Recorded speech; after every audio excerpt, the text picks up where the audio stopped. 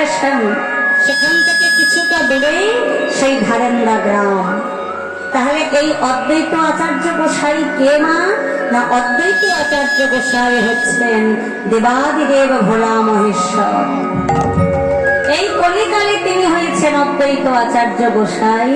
আবার সেই অদ্বৈত আচার্য গোসাই ভগবানের সঙ্গ করে স্বাদ মিটল না, তাই তিনি পুনরায় জন্মগ্রহণ করলেন সেই মেদিনীপুর জেলার ধারেন্দা গ্রামে।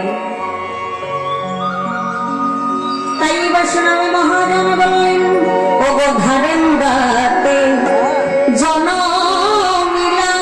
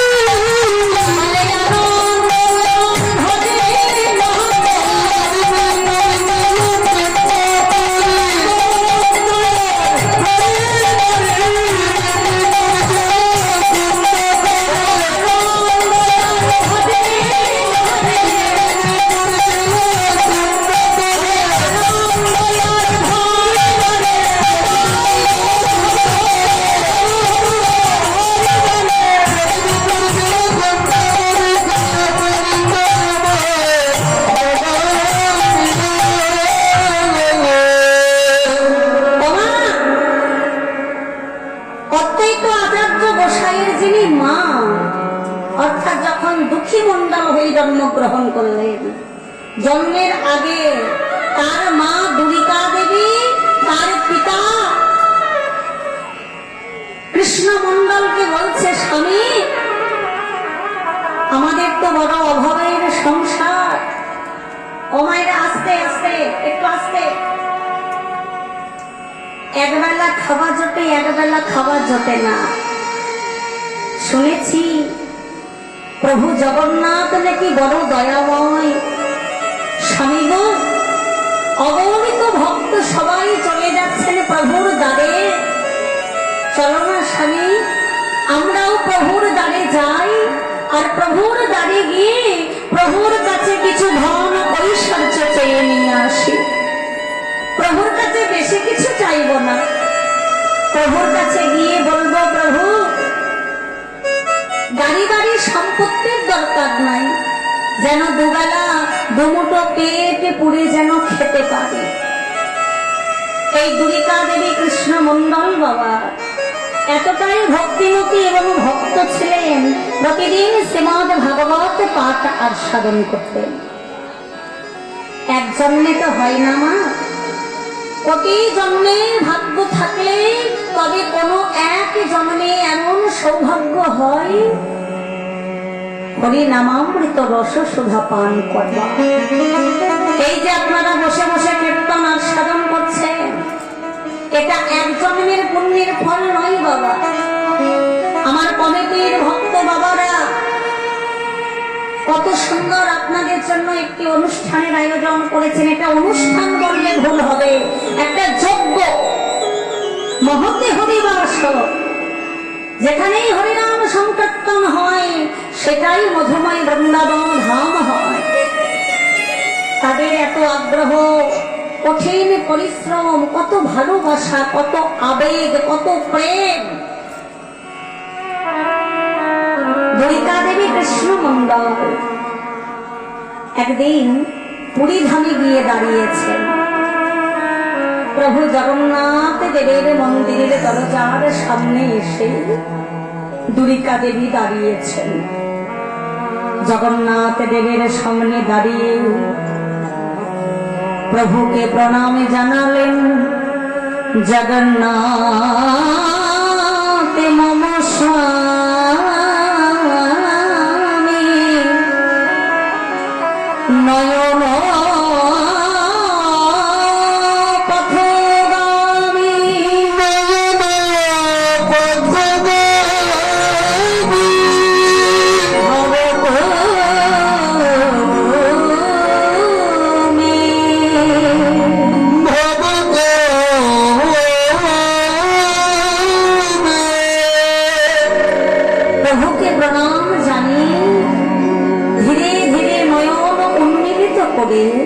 প্রভুর চাঁদ বদন পারেছে হইলেন।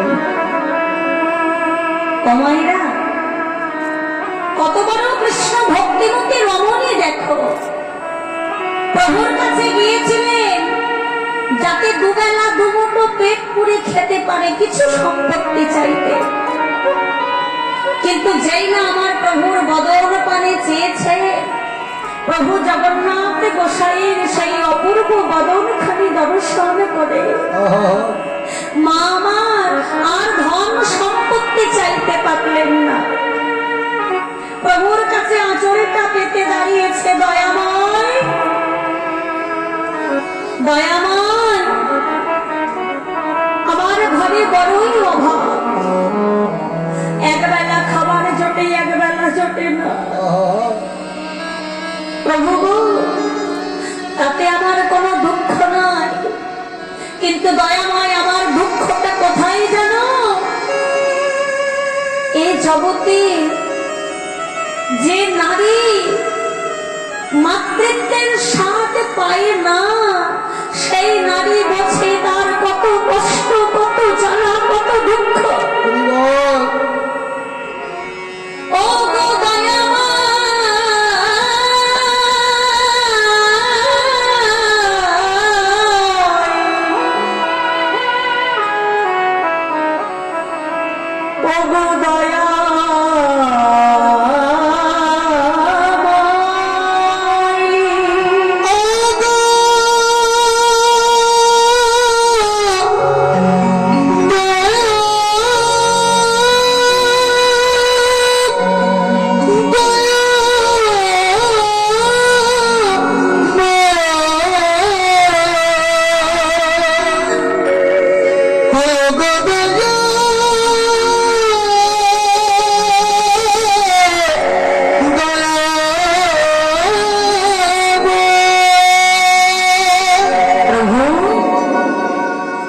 বড় দয়াময়, তুমি ভক্ত বাঞ্ছা গল্প তুমি হবে। ভক্ত তোমাকে যেভাবে ডাকে, যেখানে ডাকে, তুমি ভক্তের বড় বাঞ্ছা পূরণ করো। দয়াময়, আমাকে যে মা বলে কেউ ডাকে না। অন্যান্য ছেলেরা তাদের মাকে যখন মা বলে ডাকে, আমার ভেতরটা ফেটে যায়, মনে হয় কেউ এসে আমাকে মা বলে ডাকো। দাও না দয়াময়, আমাকে একটি মা বলার মতো একটি সন্তান দাও। কিন্তু দয়াময়, এই জায়গাটা লক্ষ্যের বিষয়। ও মায়েরা, ভগবানের কাছে সন্তান আমরা সবাই চাই।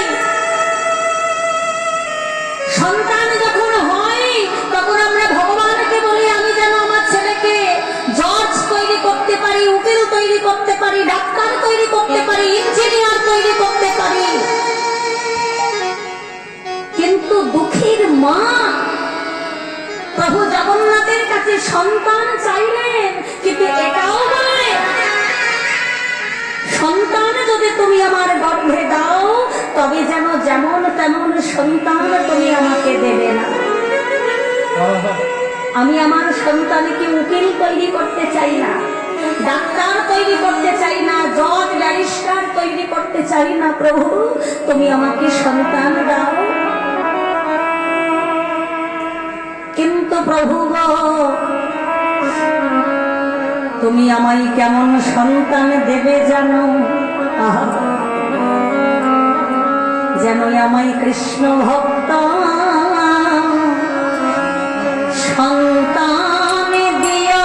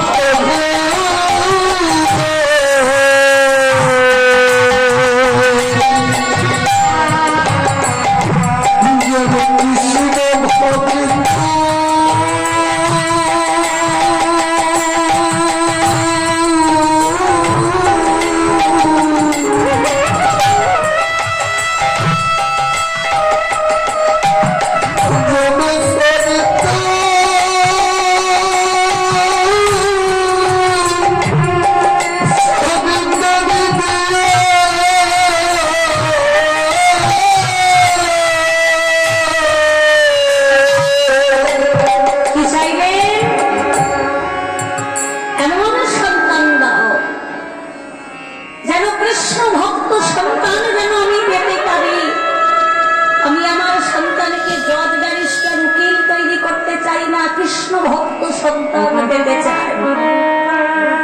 আর জজ ব্যারিস্টার উকিল যাই হোক না কেন, তার মধ্যে যেন বাবা কৃষ্ণ প্রেম থাকে, কৃষ্ণ ভক্তি থাকে।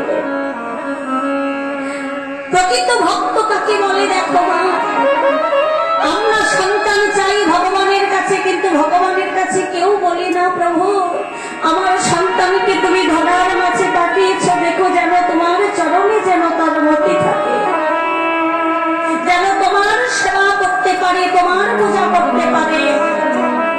দুর্গা দেবী প্রভুর কাছে এই প্রার্থনা করে প্রভু জগন্নাথের মহাপ্রসাদে সেবা করে বাড়ি ফিরে এলেন। আর বাড়ি ফিরে আসার পরে কিছুদিনের মধ্যে তিনি সন্তান সম্ভব হলেন। 10 মাস 10 দিন যখন পরিপূর্ণ হয়ে গেল, একদিন দুর্গা দেবীর প্রসব দেখা উঠেছে। সঙ্গে সঙ্গে দাইমা এসেছেন, দাইমা এসে প্রসব করলেন এবং একটি ফুটফুটে পুত্র সন্তানের জন্ম দিলেন দুর্গা দেবী। যেই না সেই সন্তানের জন্ম হলো, সন্তানের জন্ম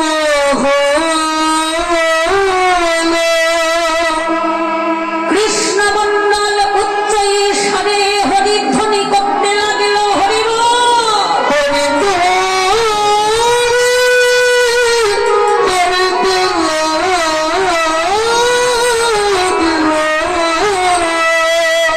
এমন সময় জন্ম হলো, চারিদিকে তখন হরিধ্বনি উঠেছে, উলুধ্বনি উঠেছে, শঙ্খধ্বনি উঠেছে।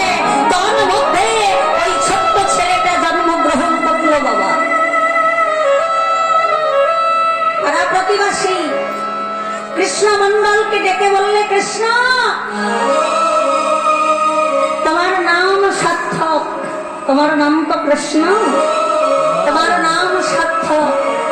এত সুন্দর একটি ফুটফুটে সন্তানের জন্ম দিয়েছে দুর্গা। তোমার অভাবের সংসার, দুঃখের সংসার, দুঃখের সংসারে আনন্দের জোয়ার বয়ে যাচ্ছে, তাই তোমার ছেলের নাম রাখো দুঃখী।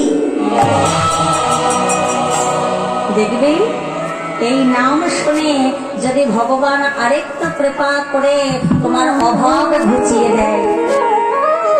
আহা ওমা, ছোট্ট ছেলেটা পিতামাতা প্রতিদিন যখন ভাগবত শ্রবণ করতে যান, কোলে করে ছোট্ট ছেলেটাকে নিয়ে গিয়ে বসে।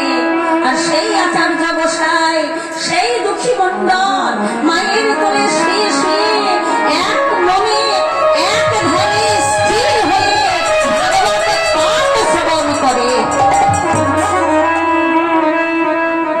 কেন করবে না? সে তো বাবা নামামৃত আর সাধন করবেন বলেই জন্ম নিয়েছেন।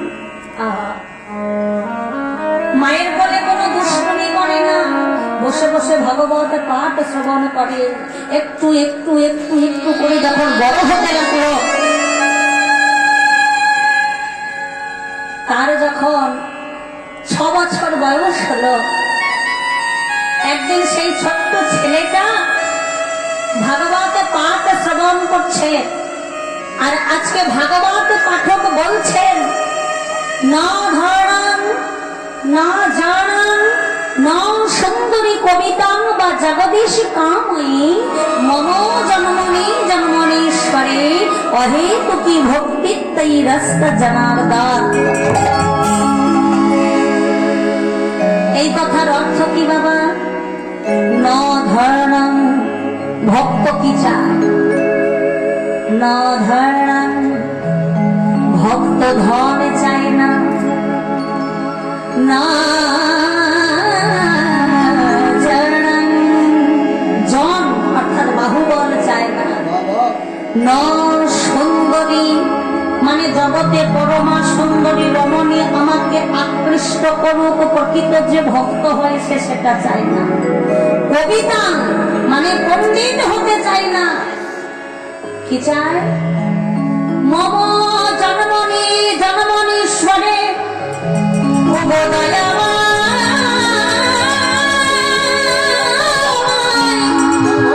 তুমি আমায় যতদিন এই ভবের মাঝারি পাঠাও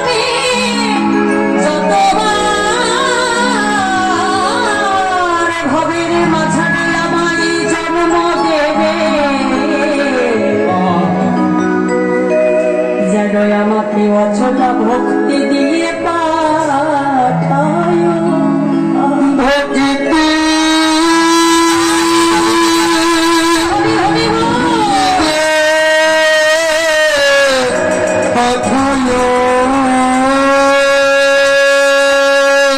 ভক্তি যারে কৃষ্ণ তার সর্বশাস্ত্রে পায়। ভক্তি যদি না থাকে তোমার অন্তরে, সেখানে কৃষ্ণ ভজিলে কি বা হয়?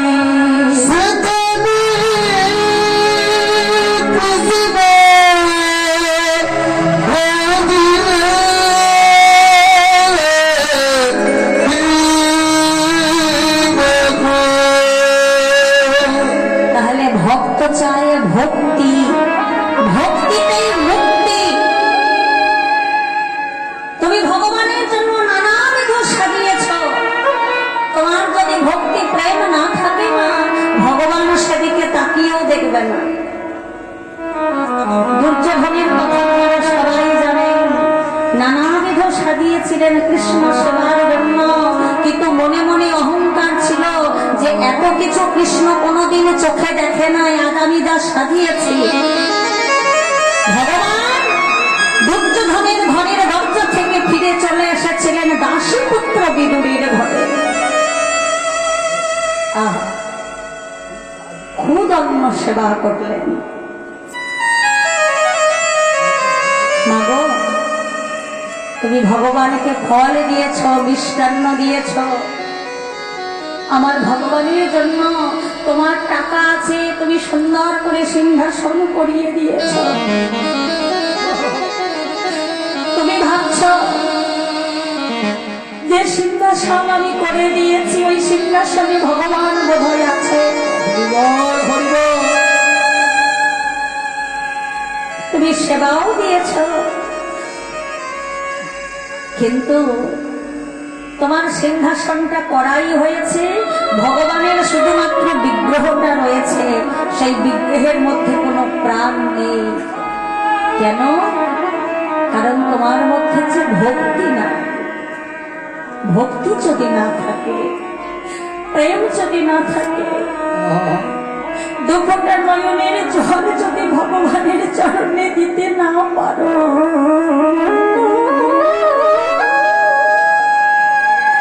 ভগবান একটা জিনিসেই বশ হন, সেটা হচ্ছে নয়নের জল। নয়নের জল নেই বাবা। যদি কোনো ভক্ত ভগবানের কাছে বাঞ্ছা করেন, ভগবান তার সেই বাঞ্ছা পূরণ করেন। পূর্ব যুগে আমরা দেখেছি কত কত ভক্ত ভগবানের কাছে বাঞ্ছা করেছেন।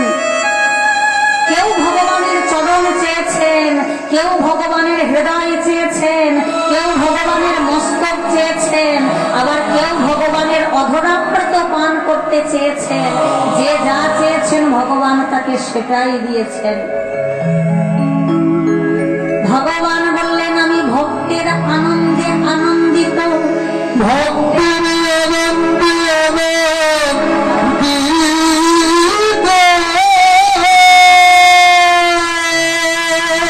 ভক্তের দুঃখে আমি কাঁদি।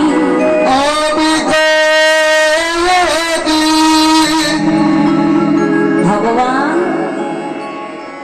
ভক্ত যা চায় ভগবান তাই দান করেন। যেমন ধরুন, ক্ষীরাত সাগরে 20,000 বৎসর ধরে তপস্যা করেছিলেন স্বয়ং সূর্যদেব। যখন 20,000 বৎসর ধরে তপস্যা করলেন সূর্যদেব, ভগবান সূর্যদেবের কাছে এলেন। সূর্যদেব, তুমি আমার কাছে কি বর চাও? সূর্যদেব বললেন, প্রভু যা চাই তুমি তাই দেবে। বললে হ্যাঁ। বললে, প্রভু গো, আমি আমার মনে বড় বাসনা, আমি তোমার এই হৃদয় মন্দিরে আশ্রয় পেতে চাই। ভগবান বললেন, তথাস্তু। সূর্যদেব, তুমি আমার হৃদয় মন্দিরে আশ্রয় পাবে, তুমি বৃন্দাবনে গিয়ে গুঞ্জ ফুল হয়ে জন্মগ্রহণ করো।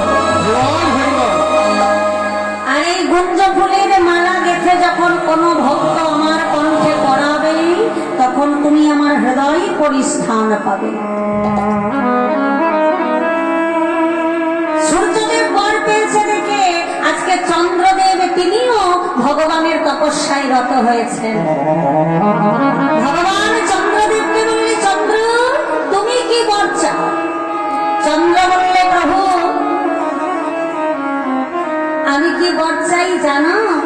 প্রভু গো, অনেক অনেক ভক্ত তো তোমার চরণ চায়, কিন্তু প্রভু আমার বড় বাসনা, আমি তোমার শিরে আশ্রয় পেতে চাই।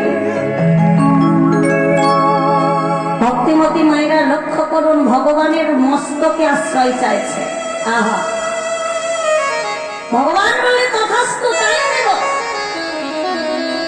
তুমি বৃন্দাবনে যাও, ময়ূর হয়ে জন্মগ্রহণ করো, ওই ময়ূরের গুচ্ছ আমি যখন আমার শিরে ধারণ করবো চন্দ্র, তোমাকে শিরে স্থান দেওয়া হবে। দেবী সরস্বতী সারদা ভগবানের কাছে বর চাইলেন, প্রভু হে শ্রীমতী রাধা রানী যেমন তোমার রাধার সুধা পান করে, আমি তেমন তোমার অধরামৃত পান করিতে চাই।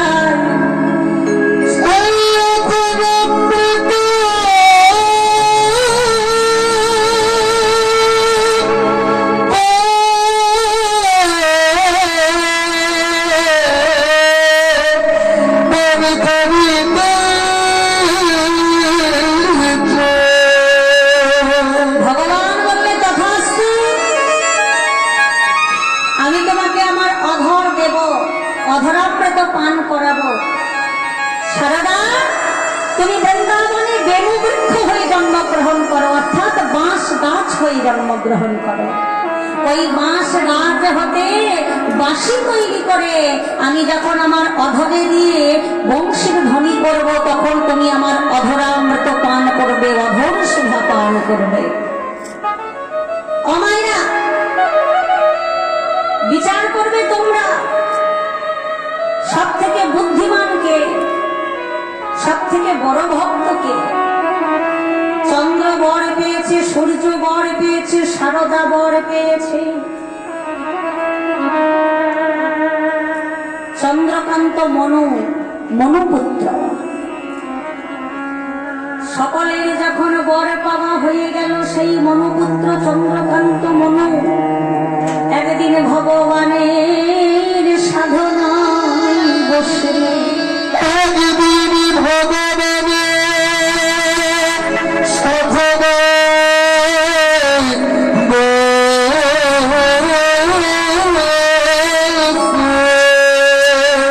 ভগবান এসে চন্দ্রকান্ত মনুকে বললেন, বলো মনু, তুমি আমার কাছে কি বর চাও? চন্দ্রকান্ত মনু ভগবানের কাছে বর জোর করে বললেন, আমি তোমার হৃদয়ে স্থান পেতে চাই না, আমি তোমার শিরে স্থান পেতে চাই না,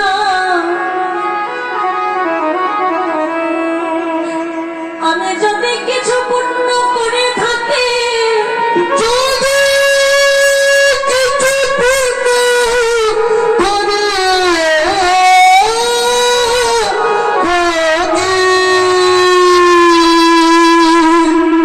ওগো দয়াময়,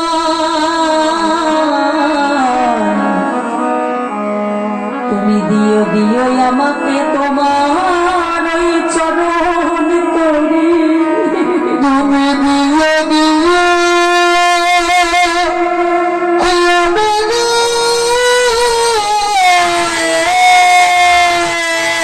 হরি বল, হরি বল।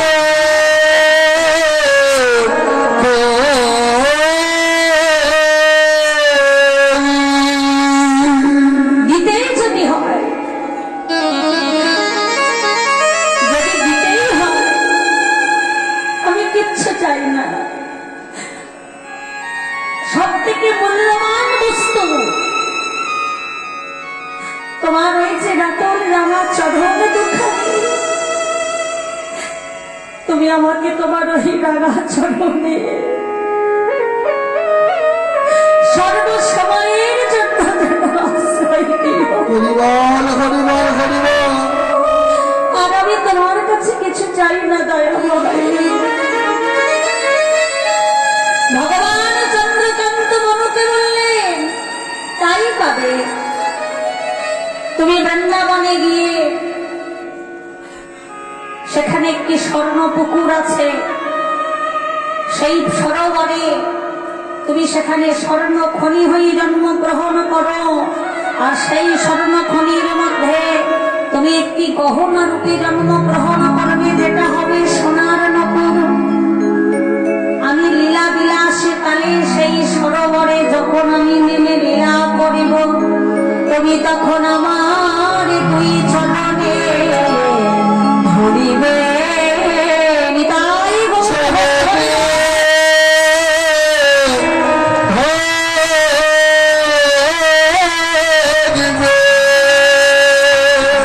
তাই ওই যে ভগবানের চরণে যে নপুর মা, সেই নপুরকে মনুপুত্র চন্দ্রকান্ত মনু, মনু থেকে প্রত্যেকটা মানব জাতির সৃষ্টি।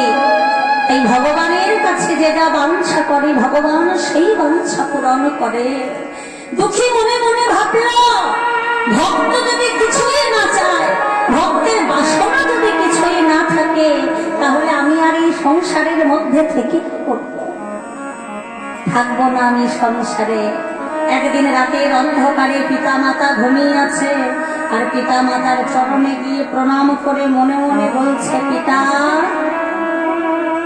পিতা, এই সংসার আমার জন্য নয়। আমাকে আমার গৌরহরি ডাকছে, যেতে হবে সেই নবদ্বীপের মাটিতে গৌরহরির সঙ্গ করতে। তাই চলে যাচ্ছেন। দেখুন দুঃখী পিতা মাতার চরণে প্রণাম করে কেমন করে চলেছে গো, না কেমন করে চলে যাই। আমি চলে যাই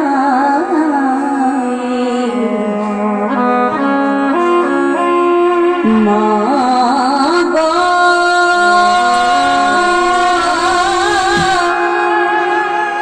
আমি চলে যাই।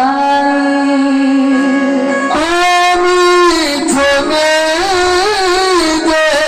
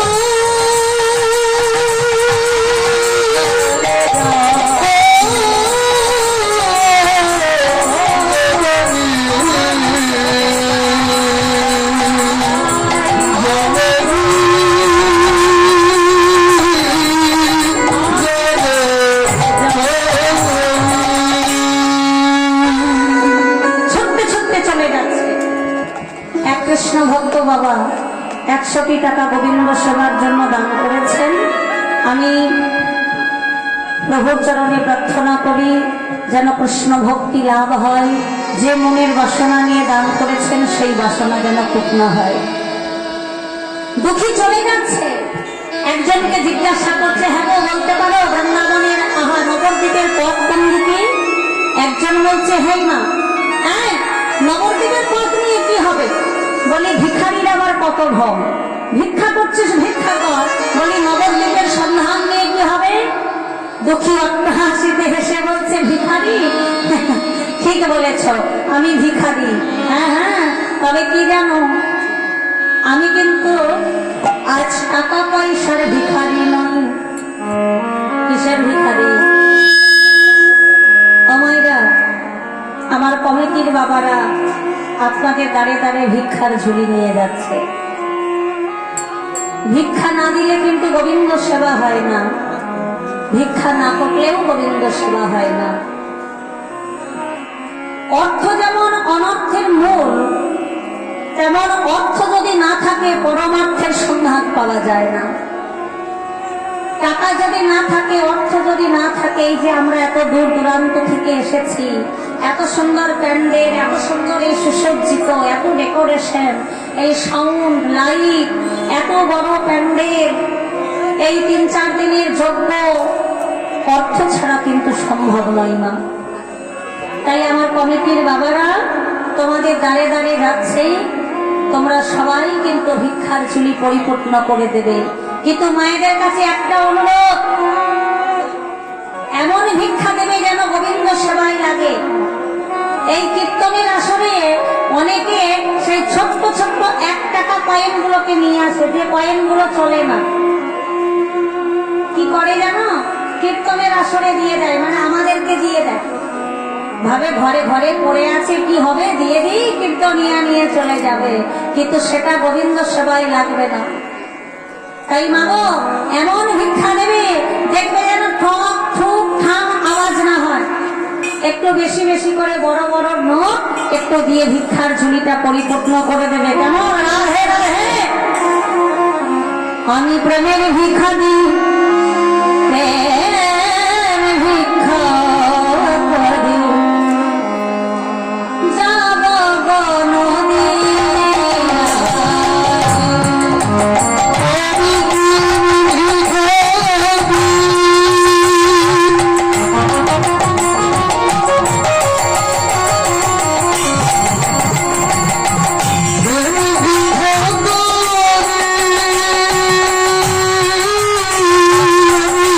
Thank you.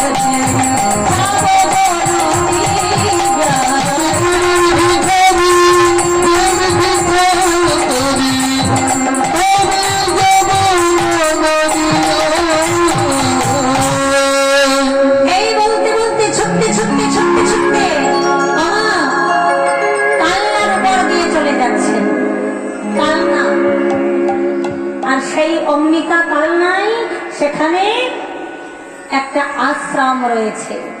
সেই আশ্রমটাকে দর্শন করে দুঃখী মনে মনে ভাবছে আশ্রম যখন আছে তখন নিশ্চয়ই কোনো বাবাজিও আছে। ছুটতে ছুটতে যেই না আশ্রমের ভেতরে ঢুকেছে, দেখছে একজন বাবাজি বসে আছে। সঙ্গে সঙ্গে সেই বাবাজির চরণ তলে পড়েছে, গুরুদেব গুরুদেব গুরুদেব গুরুদেব। এই, এই, এই, কে তুমি? তুমি হঠাৎ করে এইভাবে আমার চরণে পড়ে গুরুদেব গুরুদেব বলছো, তোমার নাম কি? আগে গুরুদেব আমার নাম হলো দুঃখী। বা তা আমার কাছে কেন এসেছো? আগে গুরুদেব আমাকে গুরু দীক্ষা দিন, আমাকে কৃষ্ণ সেবা শিখিয়ে দিন। সেই আশ্রমে যিনি গুরুদেব ছিলেন তিনি হলেন বাবা হৃদয় চৈতন্য ঠাকুর। হৃদয় চৈতন্য ঠাকুর দুঃখীকে বলছে, শোনো দুঃখী, আমার কাছে দীক্ষা নিতে গেলে আমি কাউকে এমনি এমনি দীক্ষা দিই না, তোমাকে পরীক্ষা দিতে হবে যে দীক্ষা নেওয়ার যোগ্যতা তোমার আছে কি নেই। আছে? এই যে মায়েরা, আগেকার দিনে গুরুদেবরা কেমন ছিল একবার ভালো করে লক্ষ্য করো। দীক্ষা চাইলেই কিন্তু দীক্ষা পাওয়া যেত না, পরীক্ষা দিতে হতো। কিন্তু এখনকার দিনে কি হয়েছে দেখো মা, এখন যদি আমাকে কেউ বলে যে মাধবী মা তোমাকে গুরু করব, সঙ্গে সঙ্গে আমি তাকে মন্ত্রটা দিয়ে দেব। কেন বলুন দেখি? কারণ মন্ত্রটা দিয়ে দিতে পারলে, শিষ্য করতে পারলে একটা মোটা পাওনা তো পাবো। সেই পাওনার লোভে আমি গুরু সেজে যাব। কিন্তু তখনকার দিনে গুরু করতে গেলে শিষ্যকে পরীক্ষা করতে হতো, পরীক্ষা দিতে হতো।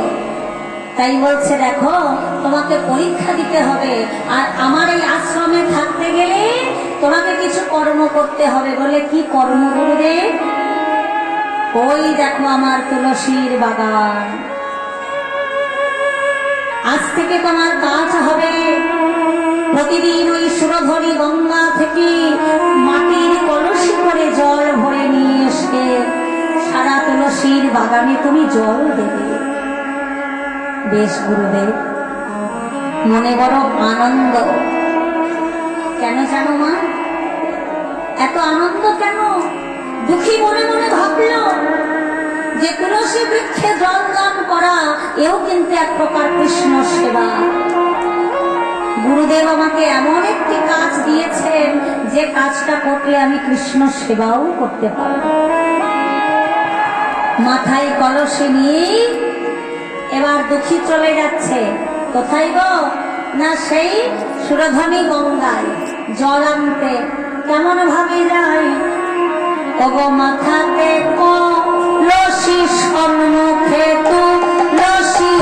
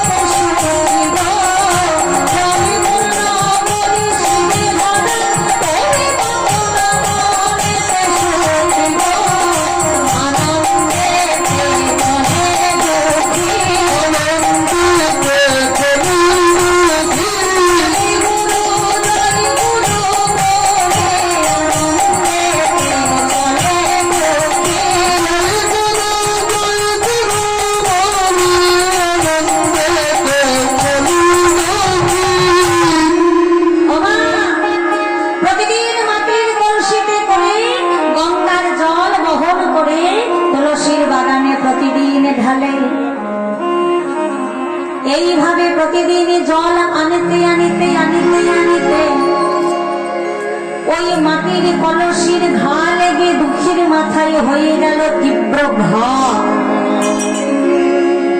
মনে মনে ভাবলো, এটা যদি আমি গুরুদেবকে বলে দিই, আর গুরুদেব একজন চিকিৎসক ডেকে আনবেন, আর ওই চিকিৎসক এসে আমাকে বলবে কিছুদিন বিশ্রাম নাও, মাটির কলসি মাথায় নেওয়া যাবে না, তাহলে আর আমি যদি কলসি করে জল না নিয়ে আসি, তুলসীর বাগানে যদি না দিই, তাহলে কৃষ্ণ সেবা থেকে বঞ্চিত হয়ে যাব। তাই দুঃখী কি করলো জানো? গুরুদেবকে জানতে দেবে না বলে সুন্দর করে একটা পাকড়ি করে নিল। সুন্দর করে একটা পাকড়ি করে নিয়ে সেই পাকড়িটা মাথার ওপরে দিয়ে, তার উপরে কলসিটা দিয়ে এবার দুঃখী জল আনতে চলে যাচ্ছে। যেই না চলে যাচ্ছে, রায় চৈতন্য ঠাকুর দেখতে পেয়ে দুঃখীকে উচ্চ স্বরে ডাক দিলেন, দুঃখী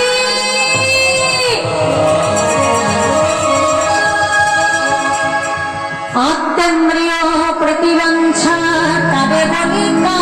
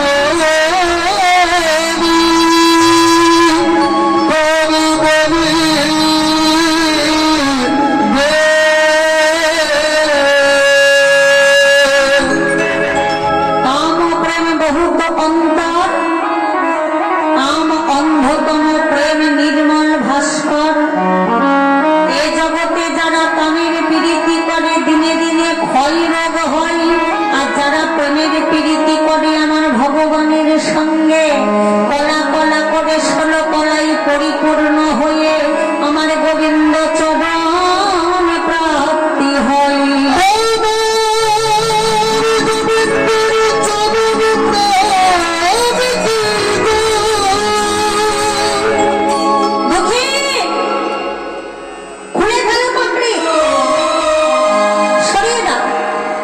যেই না বলেছে বাবা পাগড়িটা সরিয়ে দাও, দুঃখী সঙ্গে সঙ্গে গুরুদেবকে কর জোর করে বলছেন, গুরুদেব গুরুদেব থাকুক না, গুরুদেব থাকুক না।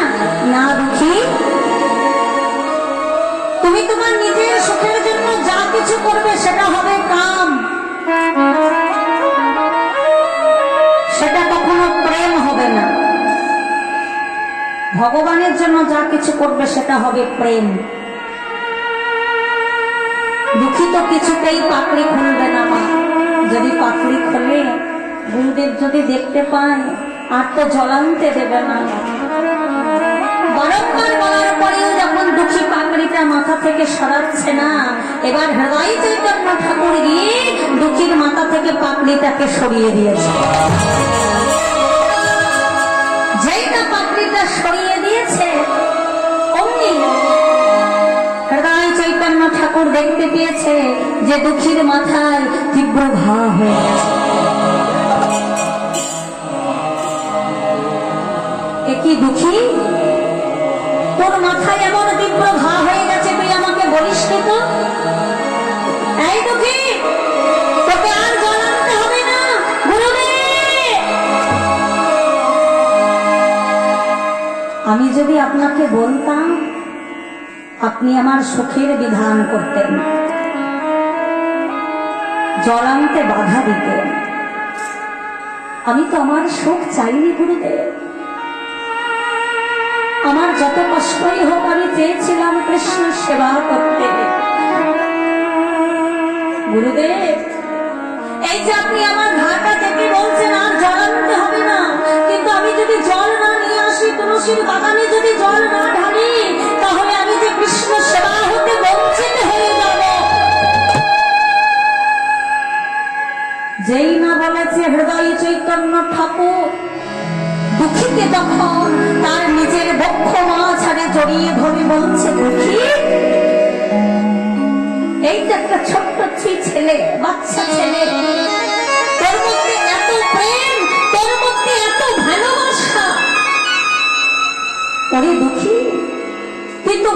সঙ্গে করে নিয়ে এসেছিস বাবা।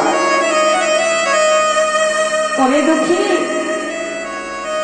আমি যদি তোর মতো ছেলেকে যদি দীক্ষা না দিই তাহলে আমার গৌর হরি যে কোনোদিন আমাকে ক্ষমা করবে না রে।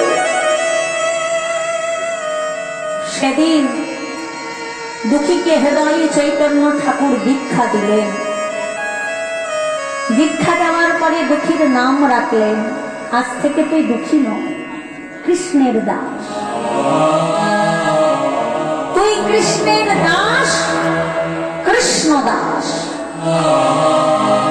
কিন্তু দুঃখী, দীক্ষা নিলে যে হয় না বাবা, গুরুর চরণে দক্ষিণা দিতে হয়।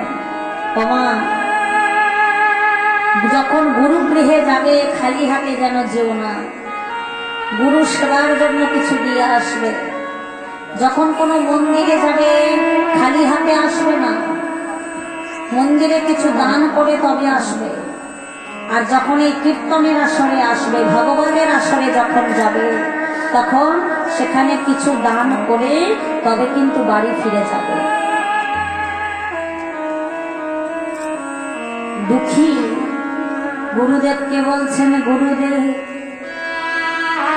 আমার কাছে কিছু নয়, আমি তোমায় কি দক্ষিণা দেব? কি দক্ষিণা দিবে?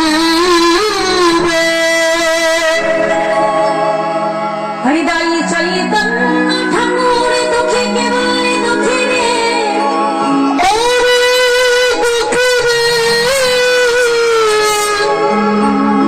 তুই তিনবারে মধু করে নিয়ে এসে আমার নিতাই গৌরের সেবার জন্য দে। আমার নিতাই গৌরের সেবা দিলে আমি খুশি। দুঃখী তিনবারই মাধুকরী করতে গিয়েছে।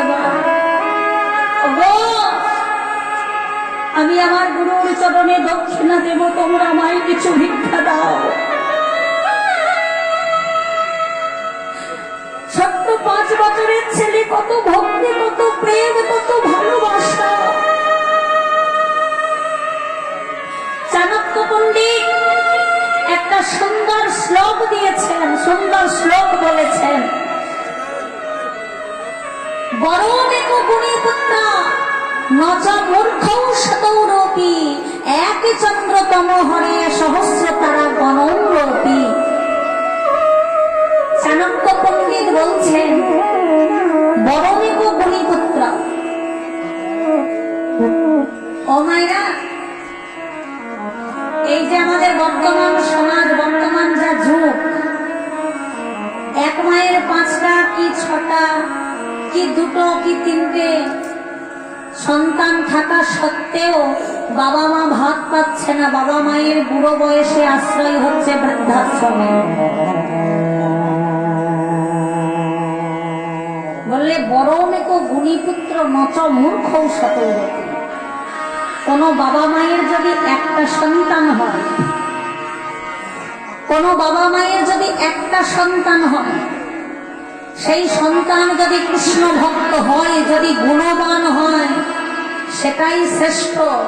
কিন্তু 100টা সন্তান হলেও কেউ মাতাল, কেউ চরিত্রহীন, কেউ বাউন্ডুলে, কেউ ভবঘুরে, কেউ বাবা মাকে দুবেলা করে ঠুকে ঠুকে একটু করে ভাত দেয়, মারধর করে, এমন সন্তান না থাকার থেকে না থাকা অনেক ভালো। এমন যদি তোমার 5টা সন্তান হয়, এই 5 সন্তানের মা হওয়ার দরকার নাই, তুমি একটা সন্তানের মা হও, এবং এই একটা সন্তানের মা যে তুমি হবে, তুমি কৃষ্ণ ভক্ত সন্তানের মা হও। তবে কৃষ্ণ ভক্ত সন্তান পেতে গেলে মাকে কিন্তু কৃষ্ণ ভক্তিমতী হতে হয়। সন্তান যখন গর্ভে থাকবে, মায়েরা একটু সেবা পূজার দিকে বেশি করে রত হবেন। আগেকার দিনে মা ঠাকুমারা বলতো যে তুমি গর্ভবতী হয়েছ, ঠাকুর ঘরে যাবে না, ঠাকুর সেবা দেবে না, মঙ্গল অনুষ্ঠানে যাবে না, এগুলো সব বাজে কথা।